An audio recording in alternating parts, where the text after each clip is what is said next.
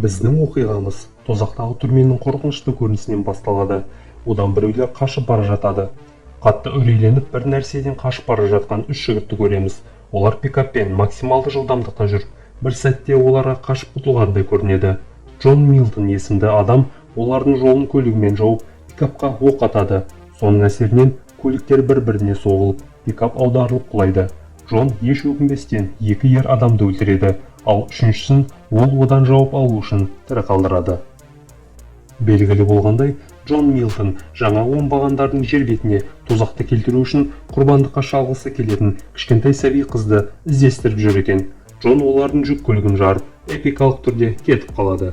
Бәріне сәлем, сіздермен қызық фильм және бүгін бізде «Сумасшедшая езда» деп аталатын американдық фантастикалық экшн фильміне қысқаша шолу болады. Абайлаңыздар, алда спойлерлер күтіп тұр. Қанды қырғыннан кейін Милтон кофе ішу үшін асханаға кіреді. Онда оған Норма Джин есімді официант қыз қызмет көрсетеді. Джон одан көшеде тұрған Dodge Charger кімге тиесілі екенін сұрайды. Ол көліктің Пайпер есімді басқа официант қыздікі деп жауап береді. Дәл осы кезде Семіз Лу есімді асхананың қожайыны Пайперге тиісіп, жұмсақ жерлерінен сипалмақ болады. Бірақ қыз ынжықтардың қатарынан емес болып шығады да ер адамның салбыраған жерінен қолмен қысып бұрап жібереді. Содан кейін ол жұмыстан кететінін айтып кетіп қалады. Норма Джин жан-жағына қарап, Милтонның да кетіп қалғанын байқайды. Пайпер көлікке отырып кетіп қалады, бірақ бірнеше метрден кейін Dodge бұзылып, капотынан түтін шығады. Қыз тоқтап не болған білу үшін сыртқа шығады. Осы кезде кенеттен орманнан Милтон шығып өз көмегін ұсынады. Пайпер келіседі, бірақ Джон оның жасаған жақсылығы үшін оған қызмет көрсетуді сұрайды. Ол көлікті оңай жөндеп, олар көлікке отырып кетіп қалады. Олардың соңынан өзін есепшімін деп таныстырған костюм киген адам келеді. Ол Семіз Луға жақындап, Джон Милтонның сипаттамасына сәйкес келетін адамды көрдің бе деп сұрайды. Бірақ әлгі Семіз жауап бермейді. Бірақ Норма Джин есепшіге жақындап, Милтонның қай бағытта кеткенін айтады. Осыдан кейін есепші сол жаққа кетеді, ал біз Палмар атты қонақ үйіне келе жатқан Джон мен Пайперге ораламыз. Милтон қызға көрсеткен көмегі үшін алғыс айтып, жақын жердегі телефон будкасына барады. Осы уақытта үйге ерте келген Пайпер өзінің жігіті Фрэнктің Мона есімді қызмен ойнасық жасап жатқанын көреді. Пайпер Монаны шашынан ұстап, көшеге күшпен сүйреп апарады. Оның бетінен қатты соққы жібереді. Қыз есінен танып жерге құлады. Телефон кабинасында Милтон антикварлық тапаншасы бар ерекше көрінетін чемоданды ашады. Ашуланған Пайпер бұдан кейін кетіп қалғысы келеді, бірақ Фрэнк оған оның көлігін алып кете алмайтынын айтады. Қыз оған бірнеше соққы жасап төбелеске кірісіп кетеді, бірақ оның әлі жетпей жерге құлайды. Джон бұл жағдайды көріп, Фрэнк Пайперге қатты соққы бермек болған кезде, оны жарға итеріп, ілініп тұрған кондиционердің Фрэнктің басына түскенше оны ұрып соғады. Түн ішінде Милтон трассамен келе жатыр, ал Пайпер қасында терең нокауттан кейін ұйықтап жатыр. Милтон сектант және сатанист Джон Кингтің оның қызын өлтіріп, содан кейін оның баласын алып кеткені туралы қорқынышты түс көреді. Біраз уақыттан кейін олар ішіп және демалу үшін бұқа жұмыртқалары деп аталатын барға тоқтайды. Кіреберісте Джон Рой есімді адамды кездестіреді. Оның бұл кездесуге риза емес екені анық, өйткені ол Джонды тірі емес деп ойлаған. Олар үстелге отырады және Кенди есімді спай официант қыз оларға ішімдік әкеледі. Пайпер сүйкімді жігітті байқап, душ қабылдап көңілді уақыт өткізуге барады. Кейінірек бір адам барға кіріп, бардың кеш өткізуге жалға алуға болатындығы туралы сұрайды. Бұл бейтаныс жігіт Милтонды Семіз Луның асханасынан бері аңдып жүр. Паломар қонақ үйінде Фрэнк анасымен Пайпермен айырылысуы туралы сөйлеседі. Кенет оның есігін біреу қағады. Ер адам есікті ашып, полиция келді деп ойлайды, бірақ табалдырықта есепші тұр. Ол кіріп Милтон туралы сұрай бастайды, бірақ оның полиция емес екенін түсінген Фрэнк ештеңе айтқысы келмей қалады. Кішкене қимылмен есепші Фрэнкті бөлменің арғы бетіне ұшыртып жібереді. Іскерлік костюмдегі бұл адам ерекше адам екен анық.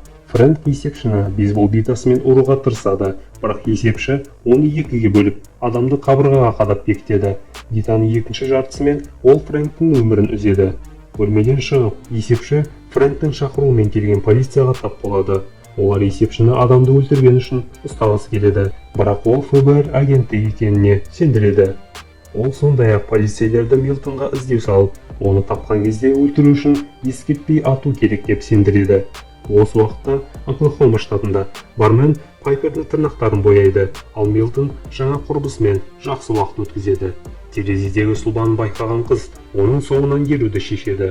Бос тұрған барға кірген ол теледидардан Джона Кингті, діни сектадағы жас жұбайларды өлтіріп, қызды ұрлап әкеткені үшін полиция іздеп жүргені туралы хабарды естиді. Кенет барға Милтонды аңдаған жігіт және Джон Кингтің өзі кіреді. Пайпер оны ешкім көрмей тұрып тығылып үлгереді. Көп ұзамай олардың артынан қарулы адамдар келеді. Джона Кинг оларға Милтон мен Пайперді өлтіруді бұйырады. Қыз олардың жоспарларын естіп, Милтонға көмекке асығады. Осы уақытта Джон әлі де Кендимен көңіл көтеруде. Кенеттен бөлмеге қолында монтировкасы бар адам кіріп келеді. Милтон бірден бұрылып, оны атып тастайды. Жауыз адамдар бірінен соң бірі келуді жалғастыруда, бірақ Милтонды ештеңе тоқтата алмайды. Ең керек сәтте оның оқтары таусылады, бірақ дер кезінде жеткен Пайпер ер адамның басына кетпенмен ұрады да, ол құлап қалады. Милтон тез кету керек екенін айтады. Оқиға орнына есепші екі патрульдікпен бірге келеді. Олар Джонның қонақ үйден кетіп бара жатқанын байқап, атыс басталады. Милтонның ішіне оқ тиеді. Полиция бір сәтте Джонды атпақ болады, ал Пайпер полицейлердің бірін атып өлтіріп, оны қайтадан құтқарады. Джон мен Пайпер қашып баратқанда, есепші оларды көзбен шығарып салады. Пайпер ашуланып, Милтонға мылтық сілтеп, оған бәрін түсіндіруді талап етеді. Джон сектант Кингтің оның қызын өлтіріп, нәресте немересін ұрлап кеткенін айтады. Кенет оларды есепші айдап келе жатқан полиция көлігі арт жағынан соғады. Ұзын көпірге кіріп, бір-бірімен бірдей тізіліп тұрады. Милтон мылтықпен атқылайды, бірақ машинаның ол тек әйнегін сындырады. Содан кейін ол Пайперден ескі тапаншаны беруін сұрайды және одан оқ атады. Одан атылған оқ тиімдірек болады да есепшіні есеңгіретеді. Содан кейін ол көлік басқаруды жоғалтып, көпірден төмен қарай ұшып кетеді. Дәл осы күні бұқаны жұмыртқалар барында болған атыс орнына егде жастағы полиция капитаны немесе жай ғана кэп келеді. Ол қылмыс болған жерді зерттеп, бүкіл штат бойынша жолға тосқауыл қоюға бұйрық береді. Көпірге оралсақ, біз велосипед мінген екі жас жігіттің апатқа ұшыраған полиция көлігіне қарай жақындағанын көреміз. Кенет көліктің есігі ұшып кетіп, жігіттердің бірін құлатады. Құлаған жігіт есепші оны өлтіре жаздағанын айтады. Бұл уақытта Милтон мен Пайпер жолын жалғастырады. Шіркеудің жанынан өтіп бара жатып, олар жақын жерде тұрған Джон Кингтің көлігін байқап, тоқтауға шешім қабылдайды. Джон Пайперден сыртта күтуді сұрайды. Ол мылтықпен ішке кіріп, ән айтып жатқан көптеген адамдарды көреді. Оны артынан Пайпер кіреді. Милтон немересінің бейтаныс әйелінің қолынан байқайды. Бірден сол әйелге қарай жүре бастағанда, кенеттен тістеріне дейін қаруланған адамдар оның жолын жауып тастайды. Джона Кинг басқа бөлмеден шығып келеді. Сол кезде Пайпер де кепілге алынады. Милтон одан баланы беруді сұрайды, бірақ Кингтің оған қатысты өз жоспарлары бар.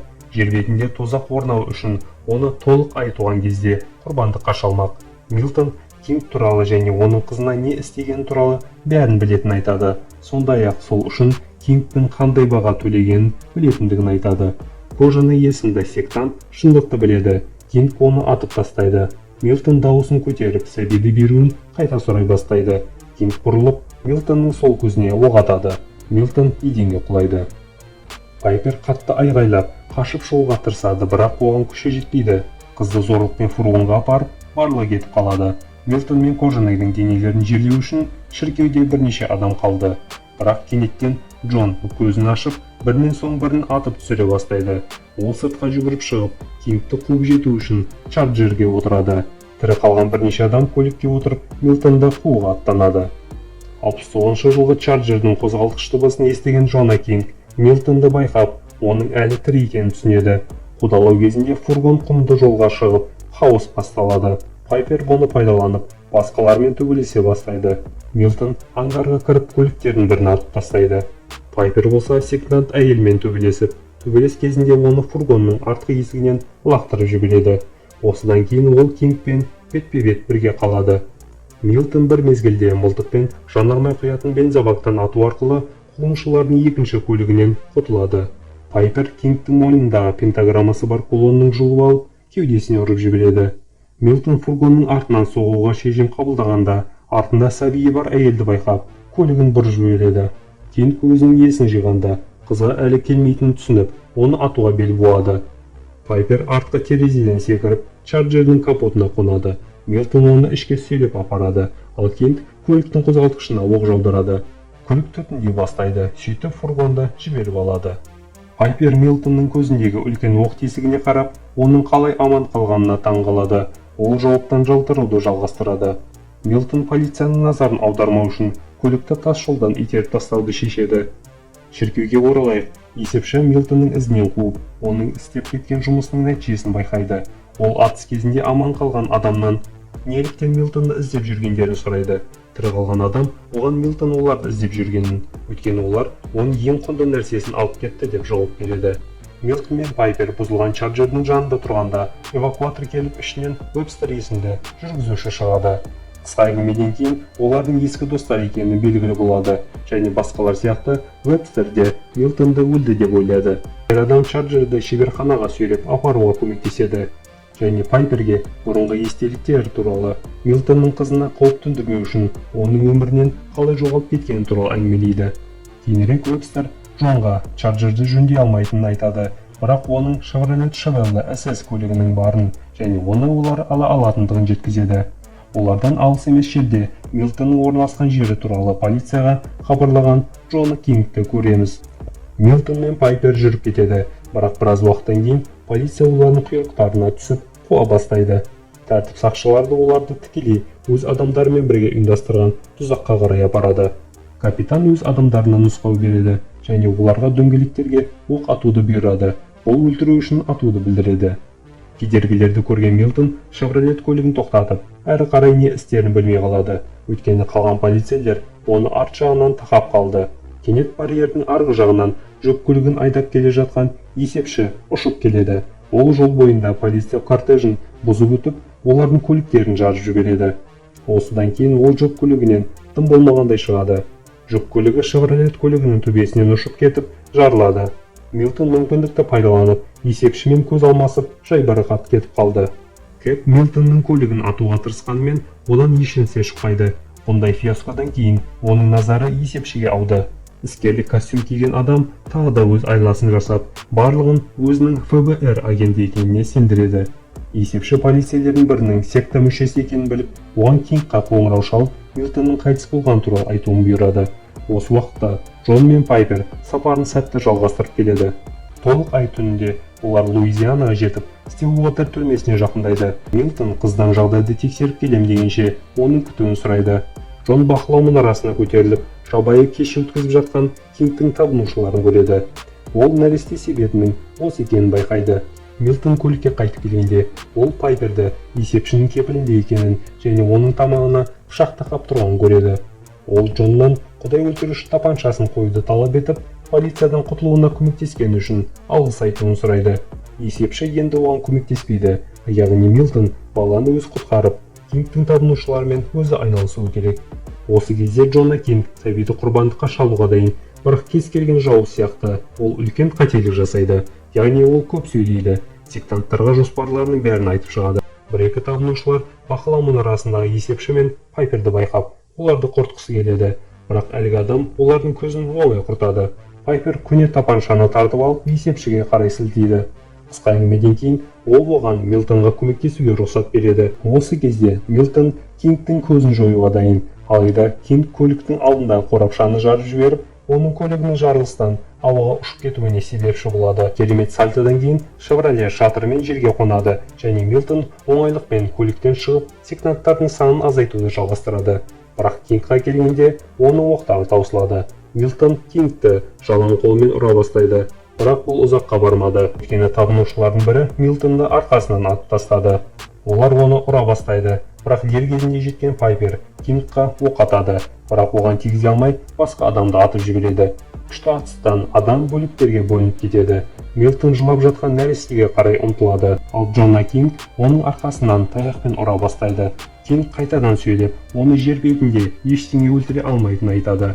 Есепші монологты үзіп, Кингтің назарын бір сәтке аударады. Бұл Милтонға мылтықты алып алу үшін жеткілікті болды. Ол қоштасу сөзін айтып, Кингті атып тастайды. кенет өмірге сәйкес келмейтін жарақат алып, майда бөліктерге шашырап кетеді. Тек бас сүйегінің жоғары бөлігі ғана аман қалып, жерге құлайды. Пайпер Милтонға қарай жүгіреді. Есепші кішкентай баланы алып Милтонға береді. Джон Пайперден балаға күтім жасауды сұрайды. Оған қыз оны кез келген қиындықтан қорғаймын деп жауап береді. Көп ұзамай Вебстер келіп, Милтон қызға оның ескі досының оларға қамқорлық жасайтынын айтады. Ол нәрестені қолына алып кетіп қалады. Артына қараса, есепші мен Милтонның жоқ болып кеткенін көреді. Келесі көріністе Милтонның Кингтің бас сүйегінен сыра ішіп тұрғанын көреміз. Есепші оның қасына келіп, кететін уақыт келді дейді. Ол тозақтан әдемі қара Шеви шақырады және Милтон көлікке қарай бет алады. Джон есепшіге тозақта ұзақ тұруды жоспарламағанын, егер оны қайтадан сол ұнамсыз шұңқырға жіберсе, қайтадан қашып кететінін айтады. Есепші оған көлік кілтін лақтырып жібереді. Олар бірге тозақ түрмесіне қайтады. Достар, жаңа видеоларды жіберіп алмау үшін каналға жазылуды және хабарламаны қосуды ұмытпаңыз. Лайк қойып пікір жазыңыз. Осылайша сіз арнаның дамуына көмектесесіз. Келесі кездескенше.